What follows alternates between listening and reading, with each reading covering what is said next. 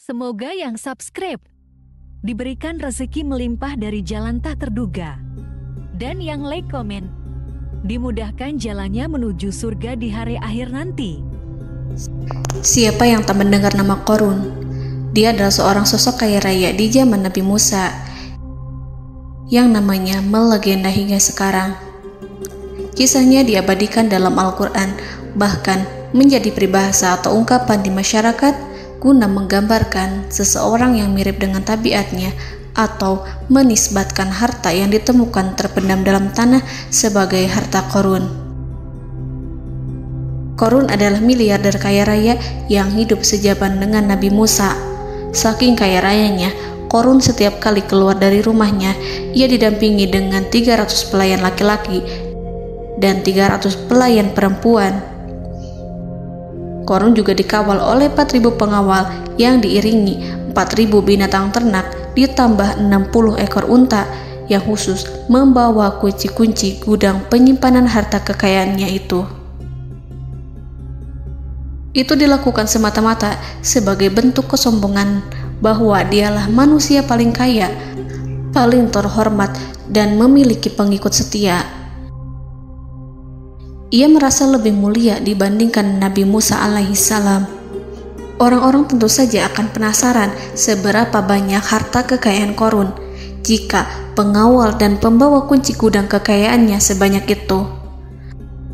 Lalu berapa banyakkah harta yang dimiliki Qorun yang disimpan di dalam gudangnya tersebut? Sebelum saya melanjutkan, dimohon untuk menonton video ini sampai selesai supaya tidak ada kesalahpahaman dalam memahami isi cerita, serta mohon bantu channel ini semakin berkembang dengan cara tekan subscribe dan silakan tinggalkan like serta komen positifnya. Semoga dukungan pemirsa Risalah Kehidupan bernilai pahala dan menjadi wasilah dimudahkannya segala urusan pemirsa sekalian. Pemirsa Risalah Kehidupan, di zaman sekarang banyak orang yang mengistilahkan rezeki yang tak terduga dengan istilah harta Qorun. Lalu dari manakah sumber harta kekayaan Qorun yang sangat luar biasa itu? Serta di manakah Qorun dan hartanya ditenggelamkan? Siapakah Qorun dan bagaimana kisahnya dengan Nabi Musa? Qorun merupakan kaum Nabi Musa alaihissalam. Disebutkan oleh Ibnu Jurayj, nama lengkap Qorun adalah Qorun ibnu Yashar, ibnu Qahis, ibnu Lawi, ibnu Yakub.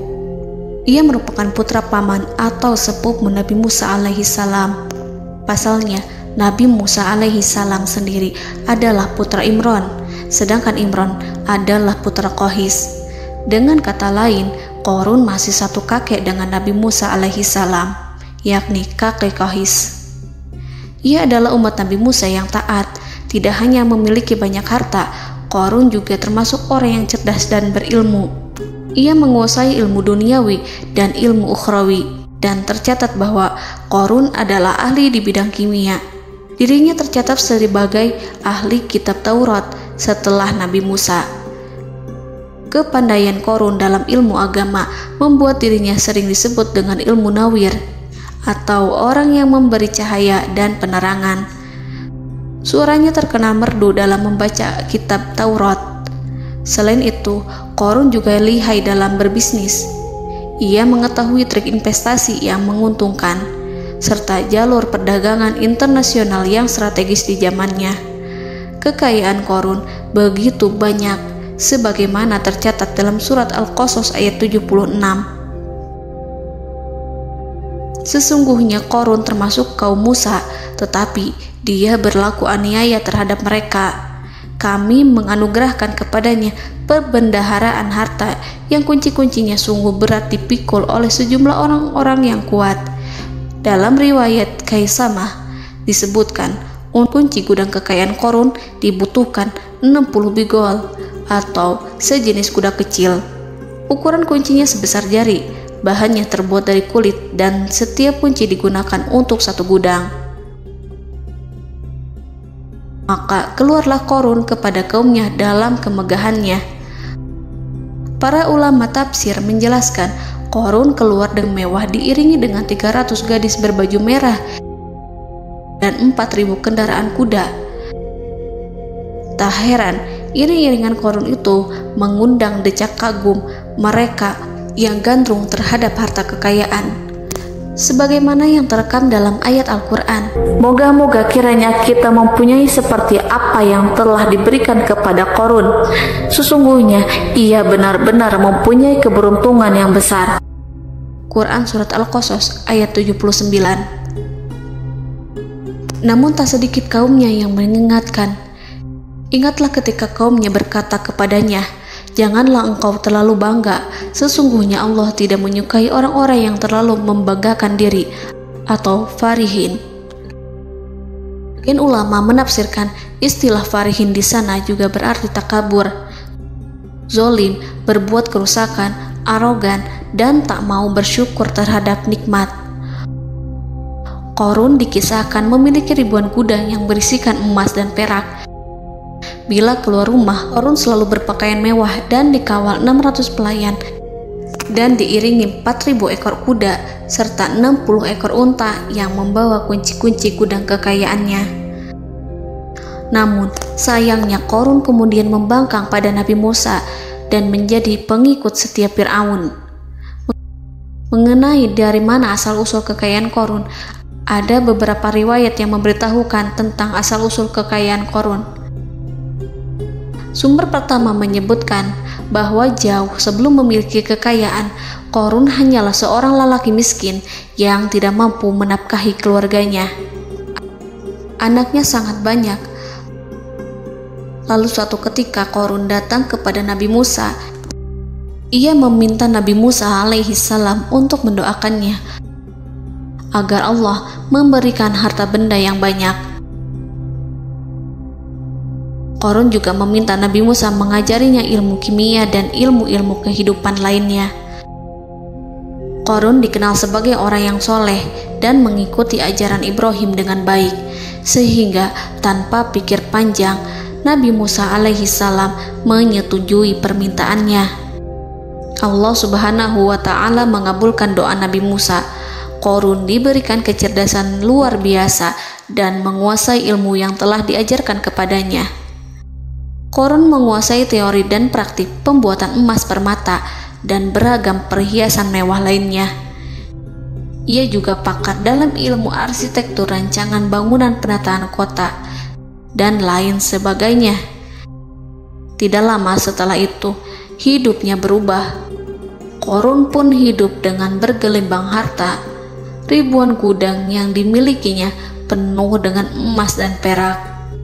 Namun, sayangnya, keberuntungan yang didapatkannya membuatnya gelap mata. Qarun mulai hidup dengan penuh pamer, keangkuhan, dan penuh kesombongan. Kekayaan yang diberikan Allah Subhanahu wa ta'ala membuatnya lupa dengan Sang Maha Pemberi. Qarun merasa lebih terhormat dan mulia dibandingkan Nabi Musa. Ia pun akhirnya membelot dan durhaka pada Musa. Ia mengingkari janji-janjinya dulu dan beralih menjadi pengikut Fir'aun yang setia. Loyalitas Qarun terhadap Fir'aun membuatnya diangkat menjadi kepala mandor yang membawahi ribuan pekerja. Dikisahkan bahwa Qarun bersikap semena-mena terhadap para pekerja. Ia tega memotong upah mereka. Ia melakukan korupsi demi membangun istana dan kemegahannya sendiri, dan untuk membangun gudang-gudang penyimpanan harta yang telah ia kumpulkan jauh-jauh hari.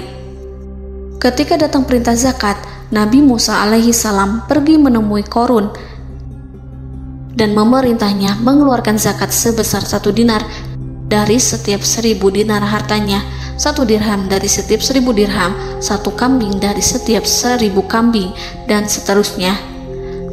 Setelah Qarun menghitung seluruh hartanya, ternyata jumlah zakatnya sangat besar. Kekikirannya pun mulai menghalangi hatinya untuk mengeluarkan zakat.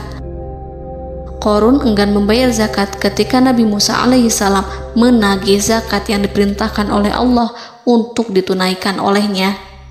Ketika Qarun dimintai zakat, ia langsung marah dan tidak memberikan sedikit pun kekayaannya. Dia berpikir bahwa harta kekayaan yang dimilikinya didapat dari hasil kerja dan usahanya, dan tidak ada kaitannya dengan siapapun, termasuk Allah Subhanahu wa Ta'ala. Janji Qarun untuk lebih taat beribadah dan membantu sesama jika diberi kekayaan oleh Allah dilupakannya. Dia mempergunakan kekayaannya tersebut dalam kesesatan, kezoliman, dan permusuhan, sehingga membuatnya menjadi sombong dan terlena. Orang-orang beriman pada masa itu sering menasihati Qarun untuk bersyukur atas nikmat yang telah Allah berikan, tetapi dia tidak mengindahkan nasihat tersebut.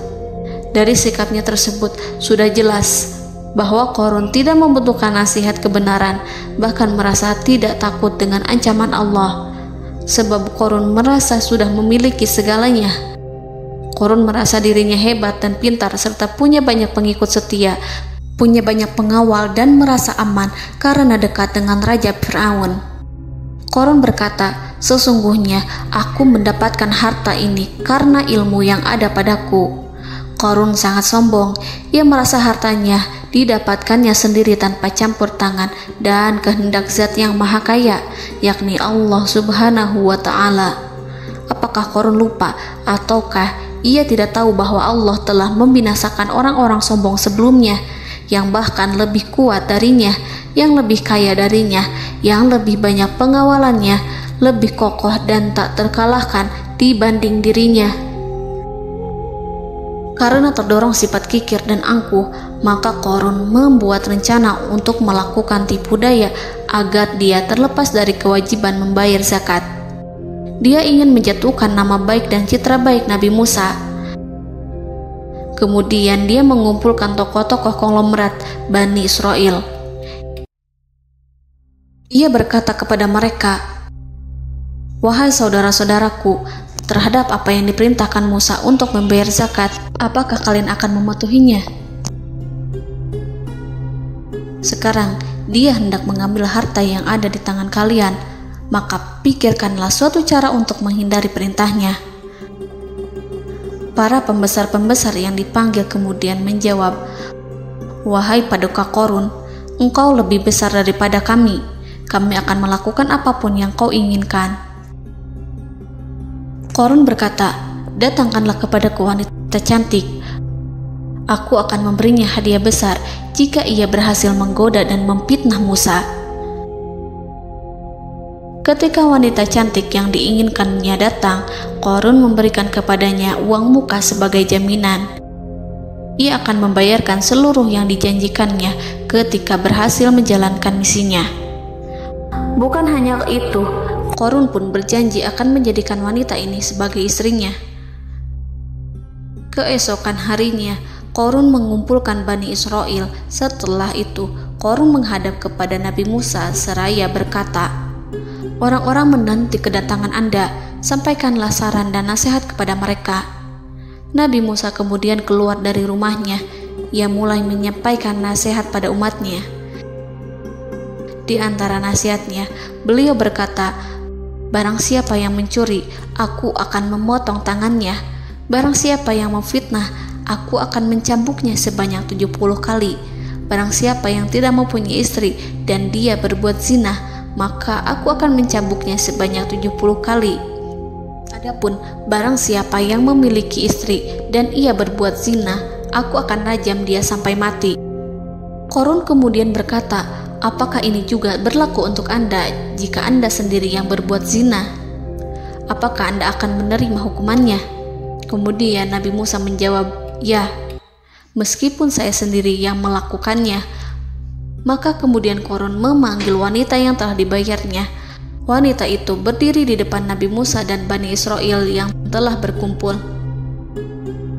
mengaku sedang hamil karena berhubungan badan dengan Nabi Musa. Maka marahlah Nabi Musa atas fitnah kejam yang diarahkan kepadanya.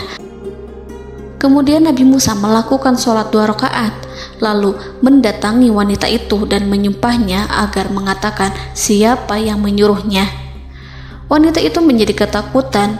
Ia bergemetar di depan Nabi Musa dan mengaku bahwa yang menyuruhnya adalah Qarun. Lalu wanita itu bertaubat dan meminta maaf kepada Nabi Musa. Seketika Nabi Musa bersujud seraya berdoa kepada Allah agar menimpakan azab kepada Qarun. Allah memberi wahyu kepada Musa bahwa bumi telah dijadikan tunduk kepada perintah Nabi Musa. Kemudian Nabi Musa berkata kepada bumi, "Wahai bumi, telanlah Qarun beserta kekayaannya, habiskanlah semua." Kala itu Allah menurunkan wahyu kepada Musa alaihissalam untuk memerintah bumi apapun yang diinginkannya. Begitu Nabi Musa alaihissalam datang dengan wajah sangat marah, barulah Qarun merajuk, "Wahai Musa, sayangilah aku." Sementara Nabi Musa alaihissalam tak bergeming.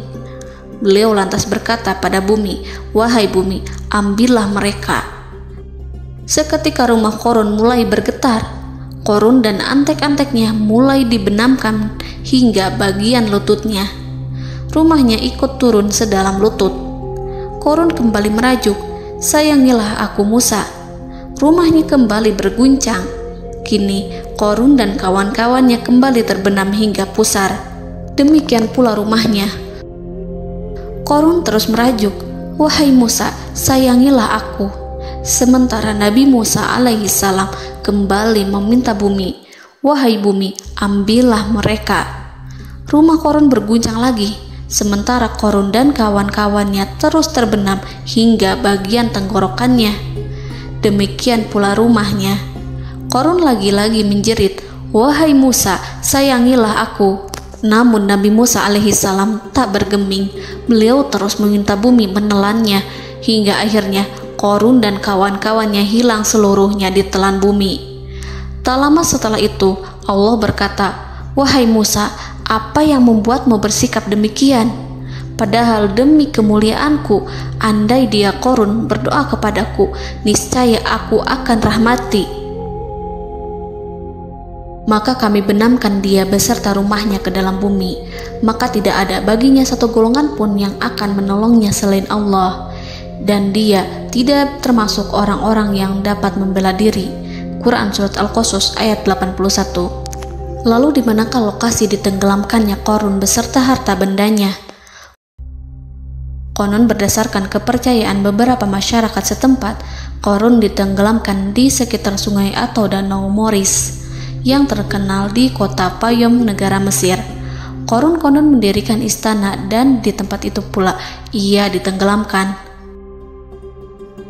Dahulu, Qarun berkeinginan membangun sebuah istana, namun tidak diizinkan oleh Fir'aun jika istana itu dibangun di samping istana Fir'aun.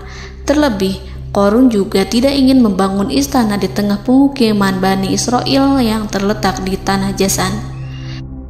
Fir'aun pun memberikan tanah di wilayah Fayom.